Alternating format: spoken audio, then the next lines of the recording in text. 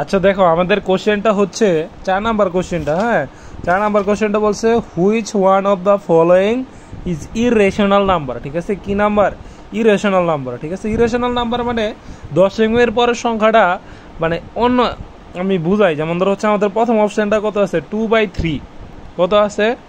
2/3। 2/3 মানে হচ্ছে 0.6666।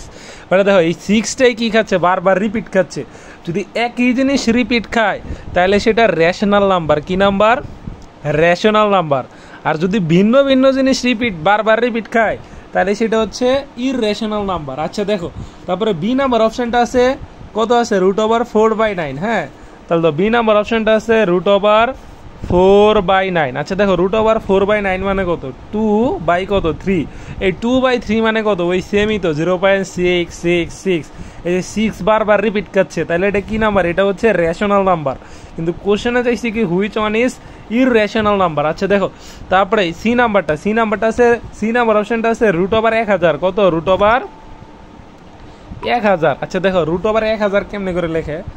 √1000 না, এই 1000 যদি আমরা √ করি তাহলে আমাদেরকে এইভাবে একটা দাগ দিতে হবে। দাও 1000 দুইটা করে জোড়া করতে হবে। দাও প্রথম কতর উপরে স্কোয়ার করলে 10 এর কাছাকাছি আসে, 3 উপরে স্কোয়ার করলে, তাই না?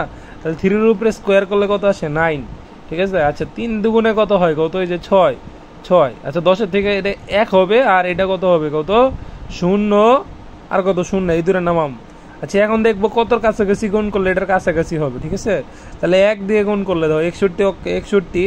আর যদি 62 দিই তাহলে 2 দিয়ে গুণ করি তাহলে 100-এর বেশি হবে। ঠিক আছে, তাহলে 1 দিয়ে গুণ করছি, তাহলে এটাও কত দেবো? 1। তাহলে কত হবে? 61। আচ্ছা দেখো, তারপরে 31 দুগুণে কত? 31 দুগুণে আসে হচ্ছে আমাদের 31 দুগুণে কত আসে? 31 দুগুণে আসে 62। ঠিক আছে, 10-এর থেকে 1 বাদ দিলে কত হইব? 9। আর 10-এর থেকে 7 বাদ দিলে কত হইব? কত? 3। ঠিক আছে, এটা 39। এখন এই জিনিসটা দেখো আমাদের কোনোভাবেই এটা কিন্তু কম, তাই না? তাহলে এটা দশমিক দিতে হবে। দশমিক দিয়ে আমরা এখানে কি করব? কত? 0 আনবো। 0 আনলে তারপরে সংখ্যাটা দাও 62-র সাথে এখানে যদি 1 গুণ দেই তাহলেও কিন্তু হচ্ছে না। ঠিক আছে।